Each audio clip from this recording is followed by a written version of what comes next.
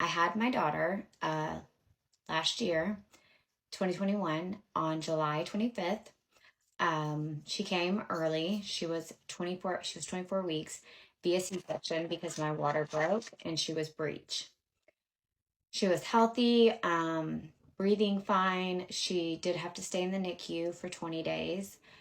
And during those 20 days, this is right when the first Delta wave came.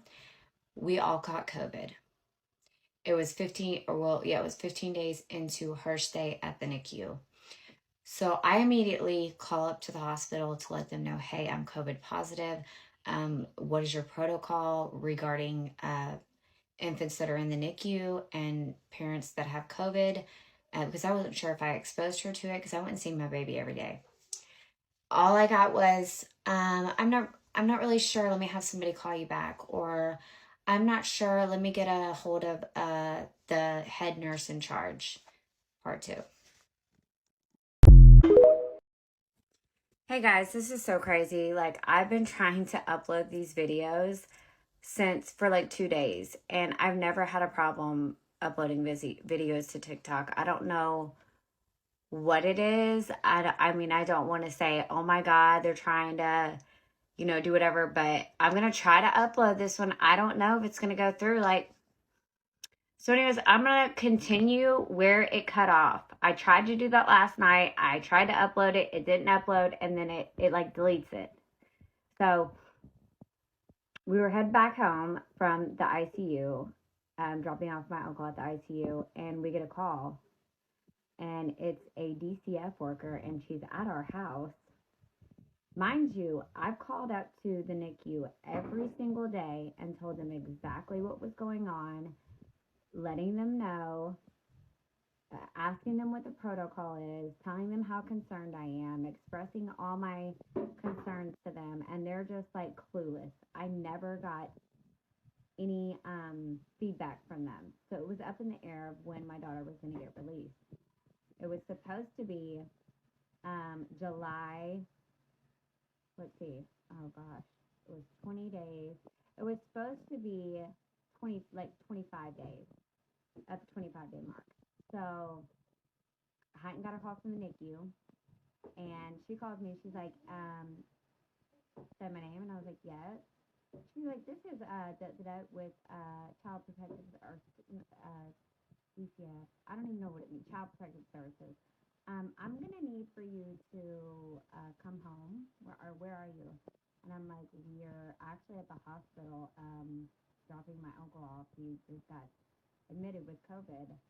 And she's like, I'm going to need you to come home right now because I need to speak with you. And I'm like, well, I'm just going to let you know that I'm COVID positive. And I was like, is this in regards to my daughter? And she's like, yeah, just get home. So I'm like, okay. And she sounds like very aggressive on the phone. So when I get home, I am approached by this woman. And when I tell y'all, I have never, ever, ever been more I was made to feel intimidated. She was so aggressive, abrasive. She came on, she's like, yeah, why aren't you at the hospital picking your daughter up? And I'm like, what are you talking about? And she would not let me get a word in edgewise. Like, I could not speak for myself because I'm trying to let her know, hey, lady, listen, I have COVID.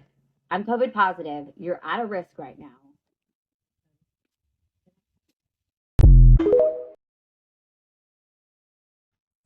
Okay, guys, so while it's working, let's hope this uploads. Okay, so where was I at? Yeah, she was at my house. And when I tell you I've never had a conversation with someone like this before, I was so taken back and so like bombarded by her that I literally could not get it. I couldn't explain myself to her. Like, she was not allowing me to talk. She already had a preconceived notion of me. She already, she already had me put into a category. I couldn't speak. When she finally did let me speak, I felt so intimidated that I was just like, what the fuck? So she's like, you need to get at the hospital and get your baby. So I'm like, I'm livid at this point because why didn't the NICU call me? And I'm like, I did tell her, I'm like, you do know that I'm COVID positive, right? And finally, my husband came over there. He's like, are you not listening to her? She just told you she's COVID positive. She just told you we have 3 members from our family in COVID ICU at the same hospital my daughter was born at. He's like, um, our family's in disarray. We're trying to call up to the hospital. They're not giving us a protocol. We don't just want to show up there with COVID and, give it to every baby. Like, what kind of responsible adult does that? But when you're not being told what to do and how to do it, I mean, what are you supposed to do? And that kind of like made her stop. But it was weird. The whole time, these people acted like I didn't have COVID. It was so bizarre, you guys. So, okay, so we get up to the hospital, right? And so I'm like, I tell the lady, because you have to scrub in. I haven't been up there for 5 days, obviously, because I have COVID and I'm isolating. Like, I'm not going to get these NICU babies sick. And I've told every nurse this. Somehow it did not get noted on my chart ever. Never did it get noted on my chart. So these people are thinking that I'm a piss poor mom. I already know what's going on. They're thinking I'm a piss poor mom that's not visiting her child in the NICU. And I'm like, so I tell the lady up front, I'm like, hey, this is what's going on. And I give her the story. Like, I was diagnosed with COVID. I've been calling up here every single day, multiple times a day, trying to get what y'all's protocol is. No one will call me back. It hasn't been noted in my chart. And I'm pissed. Like, I was fucking pissed at that point.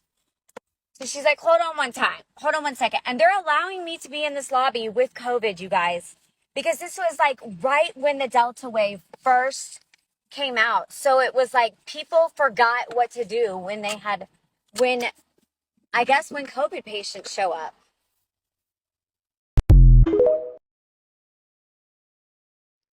Okay, guys, I'm going to try to talk fast because I'm going to try to get through this.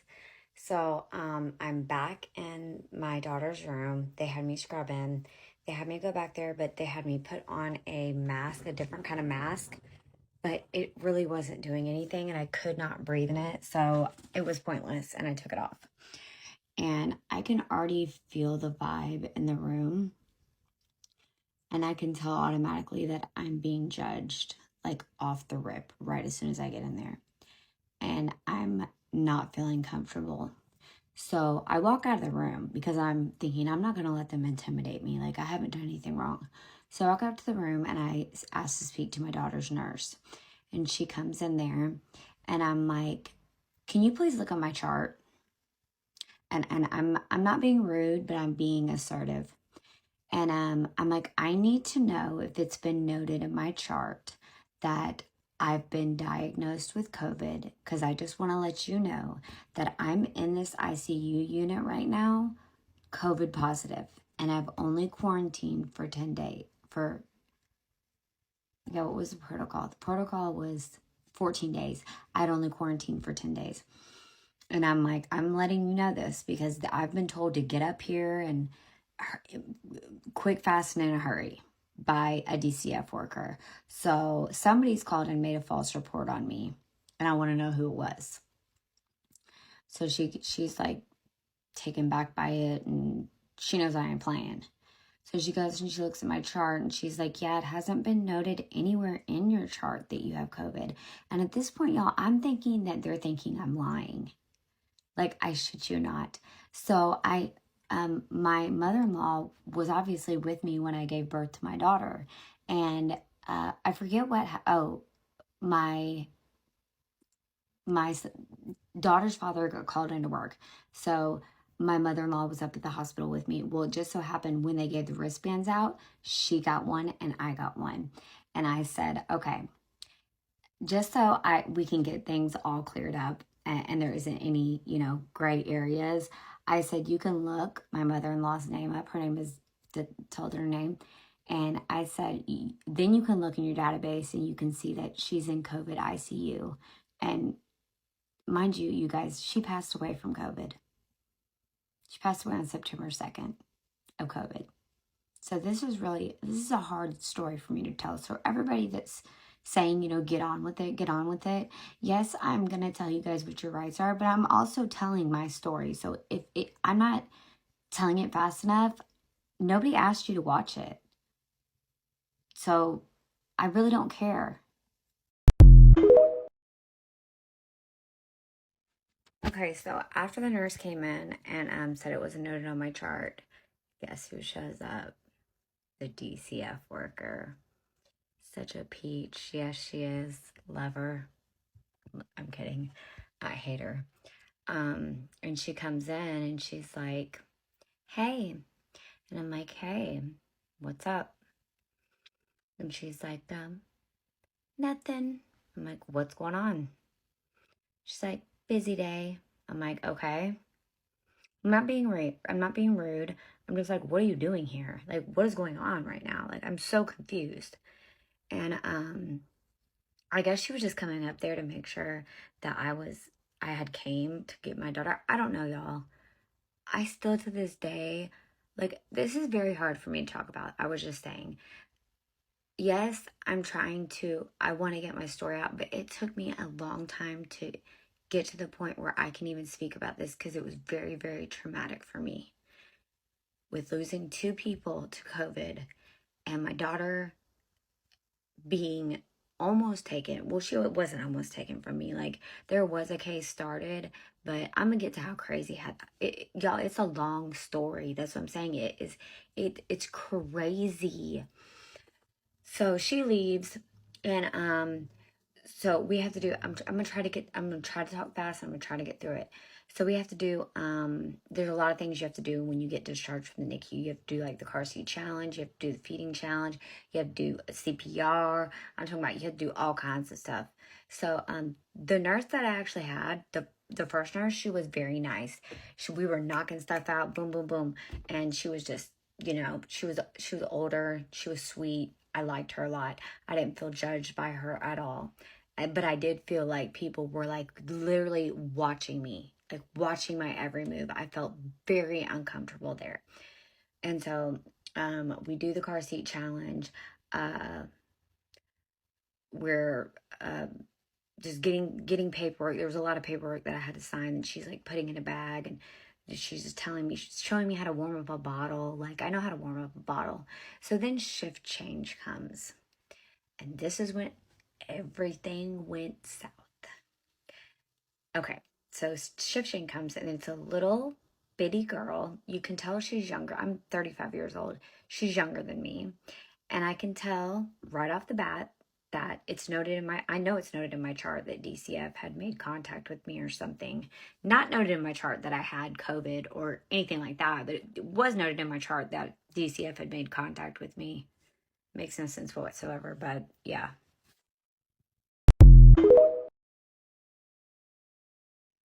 So the new nurse is on duty, and like these things, they try to, like, the nurses, they try to knock these patients out. They try to get them out, and it's really fast how they're doing it. And I'm already like frazzled because I feel like people are watching me, and I feel like I'm like under a microscope and I've done something wrong, and I don't feel good, y'all. Like, I do still have COVID, and in the midst of everything, one of my freaking flip-flops break. So I'm like, what the fuck? And so I literally take it off and put it in my shoe or put it in my purse. Because I'm like, fuck, what am I going to tell them? Like, oh, hey, my flip flop broke. Be right back. Like, no, I'm not telling them that. Like, Jesus Christ, I can't do that. So I put it in my shoe. And I don't feel the need to tell the nurse, hey, my flip flop broke. Like, just letting you know. So, no, I'm just gonna, like, that's the only thing I need to do. Anyways, um, so we're doing the bottle feeding challenge. I have a 9-year-old. I'm a mother. I'm a good mother. Okay. I know how to feed a baby.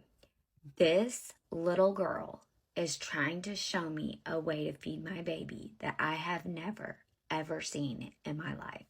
If I can Google it and insert it in here, I will, because y'all have never seen this shit before in my life.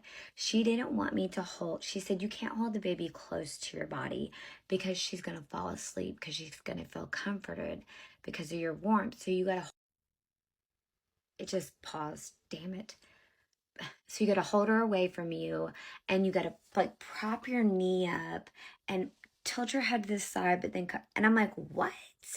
Girl, no. I'm like, y'all, she's a preemie. She's tiny. I'm not doing that. Baby.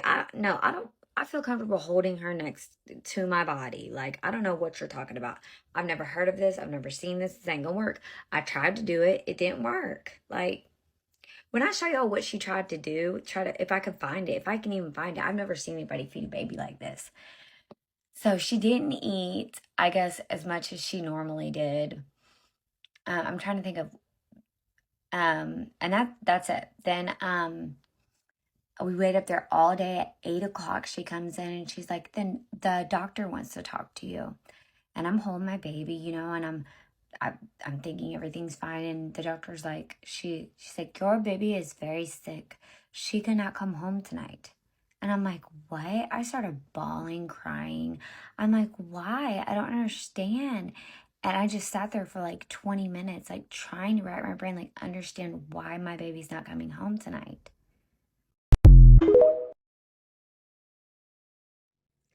Hey guys, so okay, yeah. So they had the doctor call me and tell me that my baby was sick and could not come home. And at this point, I'm like, what the fuck is going on? I'm crying. My husband had just went and he was going to get something to drink. And by the time he got back, I'm like bawling, crying. And I'm like trying to get an answer from her, but she's acting very standoffish. Like, I already knew what the play was.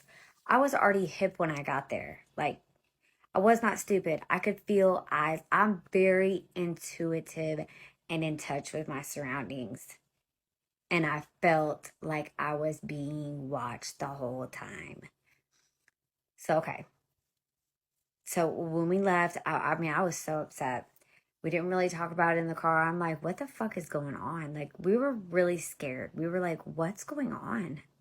Like, are they serious? And I'm like, I think you need to our attorney. I'm like, I think you need to call. I don't want to say her name. Well, actually, I can. Ann Meadow. Shout out, Ann. You the best. I'm like, I think you need to call Ann. I don't have a good feeling, and I don't know what they're trying to do. Like, are they trying? It was very bizarre. And for everybody saying like, you would have went up there with COVID. Are you kidding me? Girl, you could probably catch a charge for that. I don't know exactly what the rules are, but no, I'm not, I have a conscience and I want to sleep at night. I'm not fixing to give no babies COVID. No, I'm not doing that. And for everybody saying that they don't believe me, this is real fucking life. Yeah, this really fucking happened. So, okay. So when I call at like 6 a.m. the next morning, I didn't even sleep because I was so confused. Like, is my baby sick or what's going on? So I talked to the same little nurse and I'm like, hey, can you let me know when the doctor is going to make rounds today? Because I need to know what's going on with my daughter. Like, am I picking her up? Like, what's going on? And it's always up in the air, but like, I felt like she was ready to go home. So she's like, he hasn't made his rounds today. Call back a little bit later. 12 o'clock rolls around. I get a call from the social worker at the hospital. They did note in my chart that I had called earlier that morning. No, they didn't. And it's him and it's the DCF worker. And they're like, hey, Miss such such, how you feeling today? And I'm like, I'm good. Waiting on a call back from the doctor for my daughter, to see how she's doing today. Is she doing all right? Part whatever, however, whatever we're on.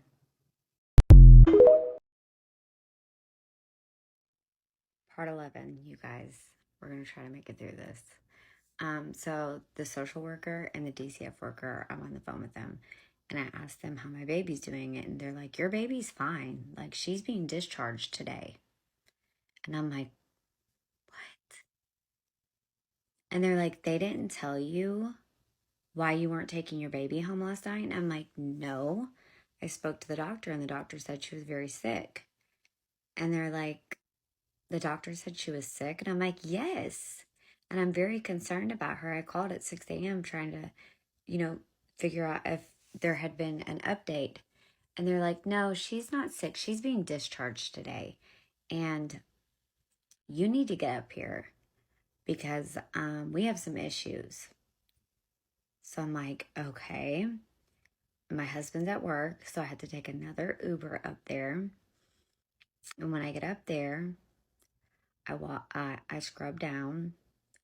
I don't know what's going on at this point, y'all. Like, I don't even know whether to go back into the room. Like, I don't know if I need to be escorted. Like, I'm so scared, and I don't have my husband with me. It's just me. And so I go back and I pick my daughter up, and the DCF worker comes in, and she's like, "Oh God, her energy is just, and she's just so abrasive and aggressive and just horrible." She's like, "Well, I heard some things happened last night," and I'm like, "No." And it says here, and she's looking at her notes. She's like, "It says here, you were walking around the hospital with one flip flop on, and it seemed like you were under the influence." And I'm like, "What?" I was like, "My flip flop broke," and I literally pulled it out of my purse because it was still in my purse. And I'm like, "Flip flop broke," and I didn't feel the need to tell anybody because we're trying to, get my daughter discharged. And she's like, and I also see here that you were not cradling the baby's head right when you were feeding her. And I'm like, okay. So the way that I was being taught how to feed her a different way that I have never done before. And the nurse was showing me how to do it. So I didn't know I was being graded on a way that I have never ever fed a baby before. And this is when the lies start. She's like, "Well, also, it says that you were banging on the door and saying, 'Let me in,' and walking down the hallways cussing." And I'm like, "What?" Hey guys, I know that was like a horrible way to end the video, but that's how it cut me off. Okay, so she tells me that, and I'm like, my jaw drops, and I'm like, "Are you kidding me right now?" I'm like, "Absolutely not. I would never, ever act like that." And I started thinking, I'm like, "You need to pull the camera footage," because I know they have cameras. And I'm like, "I want the camera footage pulled." And she's like, "No, I have several witnesses that actually saw you." And y'all, I am like, "What the fuck?" I'm like, "Are you serious right now?" Dang it, it paused again. I hate when it does that. So I'm like, what the fuck? I'm like, this is really happening. Like, oh my God, they're really, really trying to they're really trying to kidnap my kid. So she's like, "I have to step out to call my supervisor to see if he wants to open a case, or he or she." And so she steps out. She's gone for like 15 minutes, comes back in. She's like, comes in with all this paperwork. Um, oh, let me backtrack. So she asked me to she didn't ask me, she told me I had to take urinalysis. "You do not have to do that." And in hindsight, I wish I wouldn't have, but it didn't really matter in my case. But say you smoke weed or like something like that, not that I'm like saying it's okay, but you should not do it. Just don't do it. Don't cooperate with them at all. In a hospital setting, I really don't know what to tell you to do, because for the people that are saying that this DCF worker could have been like posing as one, now that I think about it, she very well could have been, because she didn't look like a DCF worker.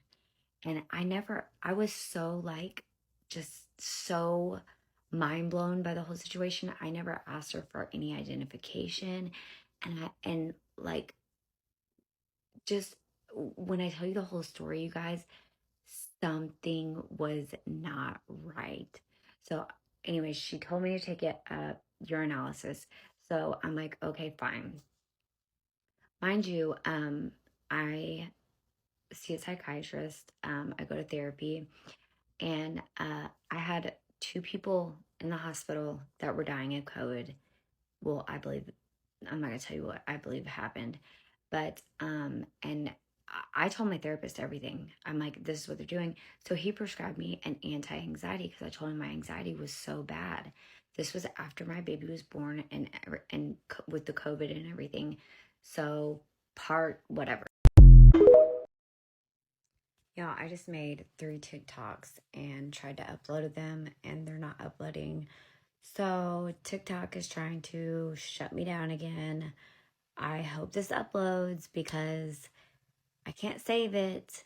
I save it as a draft and then I go to upload it and then it just disappears. Like, this has been going on the whole time I've been trying to tell my story. Like, they don't want me to get my story out. But guess what? I'm not going to stop until I do. Okay, so I take the urinalysis and she comes back and she's like, well, you passed for everything except, and I remember the name of the medication. And she's like, except for this medication. And I'm like, well, I have a prescription for that. And she's like, oh, well, let me see it. So I show it to her. She takes a picture of it.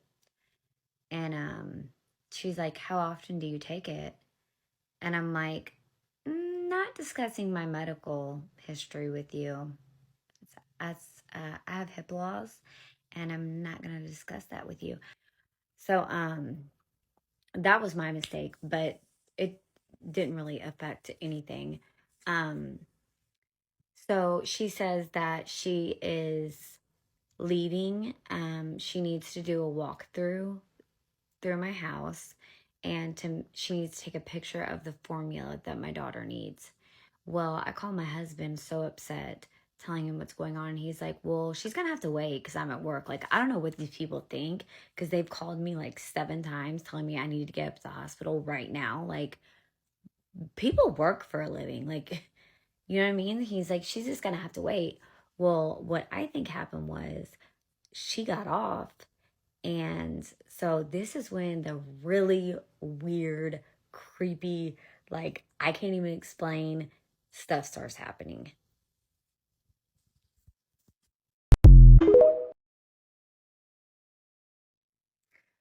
So she left me at the hospital with my baby. I had been up there since 12 o'clock. It was like 8 o'clock.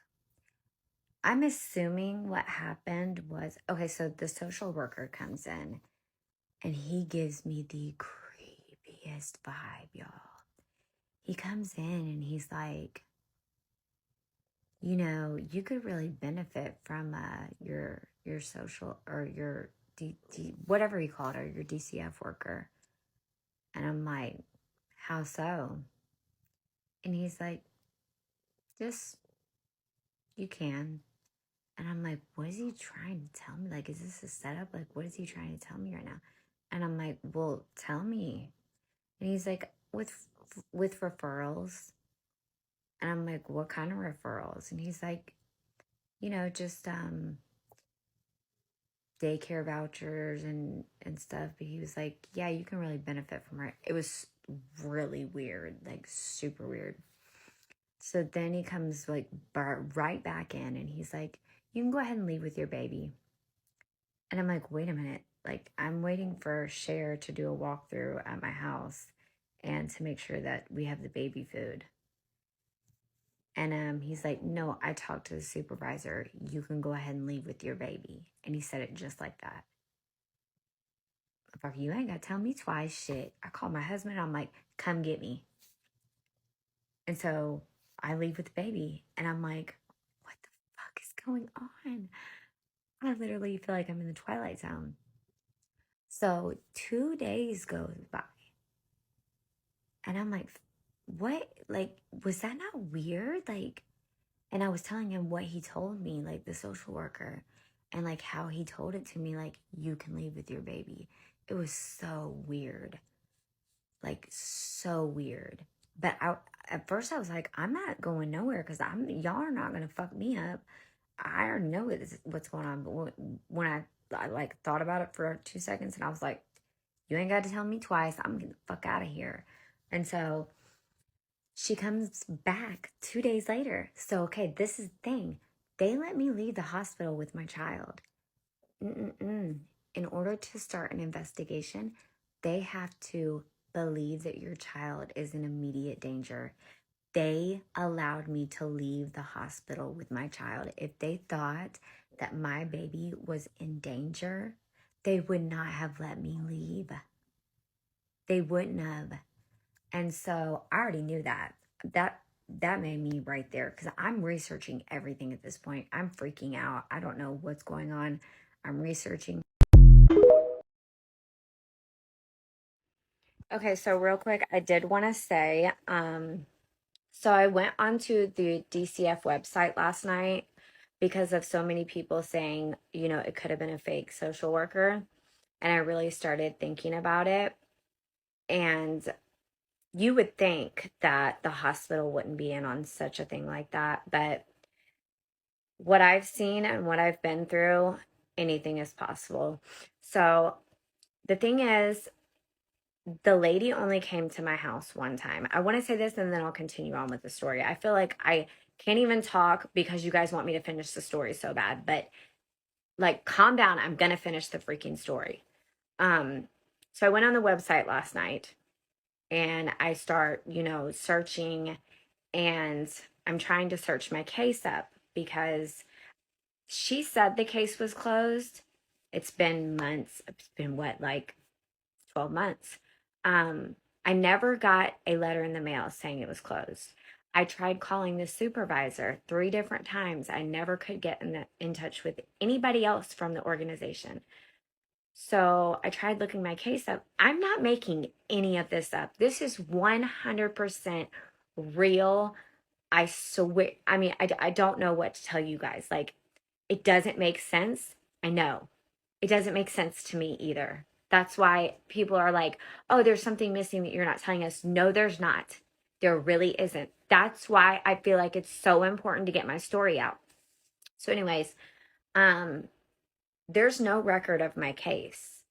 So, against my better judgment, I wrote DCF, and I wrote them and I said I wanted all the paperwork in regards to reports that were made about me or my daughter, or I have a son as well, and open and closed cases. So we'll see where that goes.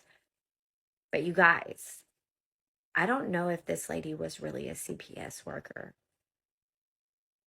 And that's really scary.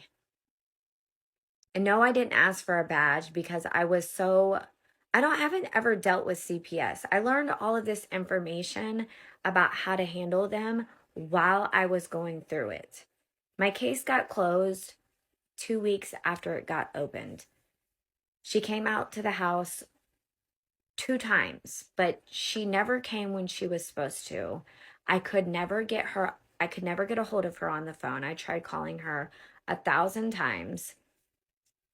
But part whatever.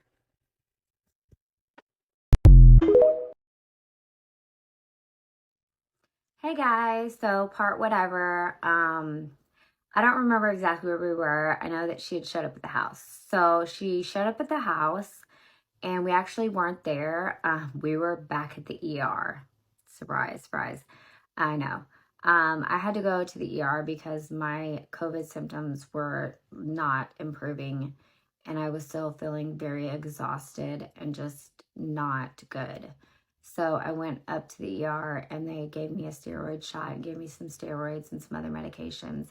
But we were on our way back. So we had a family friend staying with my daughter, obviously, because we're not going to bring it. Pause, sorry. Obviously, because we're not going to bring her to the ER. So she was like drilling the family friend, asking her questions about my son and asking her like, do you feel like he's safe here? And is this a good environment? Like stuff like that. And the family friend was obviously like, yes, he's safe. They're very good parents. And I don't even know why you're here. And so when we get there, she obviously wants to talk to me. And I'm like, I don't even want you in my house right now. Like, not in front of my son. We can go outside. Mind you, it's mid-August and it's hot as fuck outside. So I'm not trying to stand outside and talk to this lady. Like, I want her to leave. And she's like, so can I ask you when the last time you took your medication was? And I'm like, I'm not talking to you about my medication that I am prescribed by a psychiatrist. Like, that's none of your business.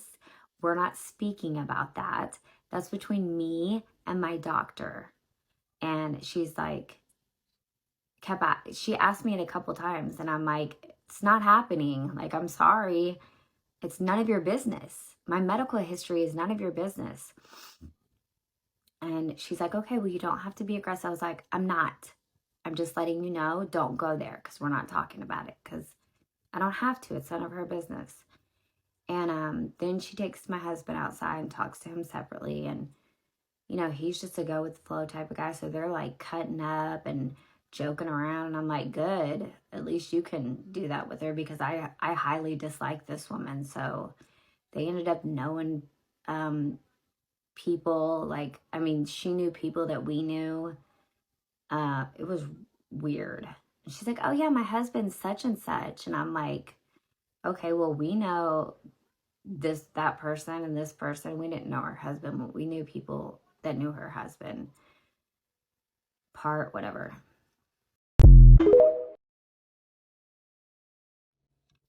Yeah, so she came and her and I kind of had it out, and I was just establishing boundaries, basically. Like, I don't have to answer to you about a prescribed medication that's from my doctor. And I know people are saying like they will use if you have past trauma or if you have anxiety, and which I do, and I have anxiety, and um they'll use that against you, which they did. I have a prescription, and I just pretty much put her in her place and was like, we're not speaking about this. I'm not talking to you about this. This is like you're not, because I don't have to talk to her about my anything medical. I mean, that's between me and my doctor. There's HIPAA laws.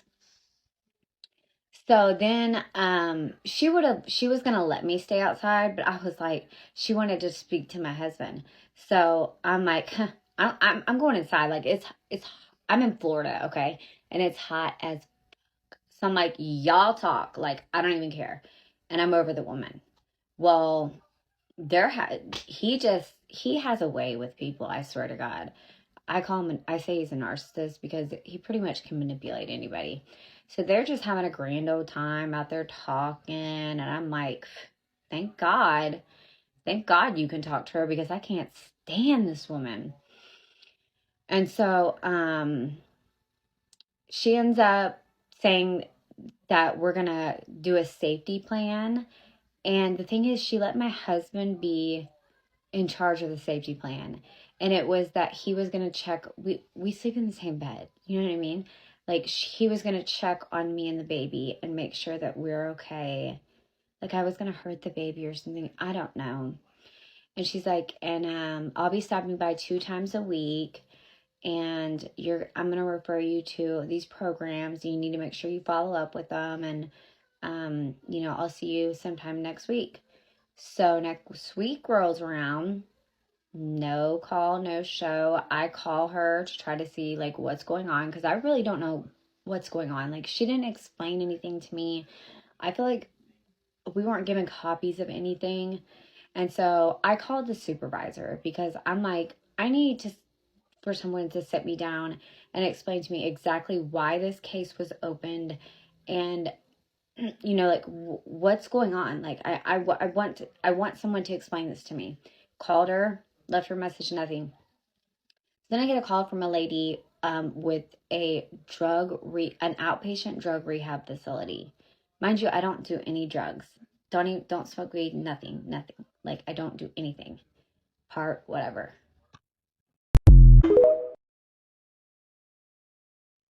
Hey guys, I'm back. No, I just had to take a couple days to myself and kind of like, ground myself and recenter and just get back, because I didn't realize my channel was going to blow up like this. I didn't realize people were going to be interested in my story like they are. And I guess I just had to reset myself and just ground myself and, you know, take a break. Everybody needs to take a break from social media. I feel like it is healthy to take breaks, often. So, but I'm back. And where did we leave off? Oh, it was she referred me to the the outpatient drug rehab facility. So I called them back because they called me, and I was busy at the time, so I had to call them back. And she's like, "Hi, this is such such," and I didn't know it was an outpatient drug rehab facility until I spoke to her. And she's like, so I run the outpatient drug rehab facility. I feel like I've said that outpatient drug rehab facility like 7 times. And she's like, yeah, we're a very intense program. She's like, what substances do you abuse? And I'm like, none. I'm like, I'm not an addict, and I don't do drugs or drink. I don't even drink. And she's like, really? That's odd. And I'm like, yeah, no, I mean, I do see a psychiatrist and I am on medication, but I don't abuse it. And I mean, that was proven in the hospital. She literally wanted to count my medication. I think I forgot to mention that. But she's like, okay, well, you don't meet the criteria for this program. And that was basically it. So I definitely wasn't going to tell that to the DCF worker, because anything and everything that you say to these people will get twisted in a way to use against you. I promise. So I was just going to let that trickle down to her. I just called her back and let her know that I spoke with the lady, didn't say anything else. And so then I got a call from her. Like, she wasn't showing up the way she was supposed to be, like 2 times every week. I take that back. She came to my house 3 times. The first initial visit where she did the walkthrough and made sure we had the baby food. And that was 2 days after I left the hospital with my child. And then she came 1 time and then 1 last time. The last time she came, she called me to see if I was at home, and part whatever.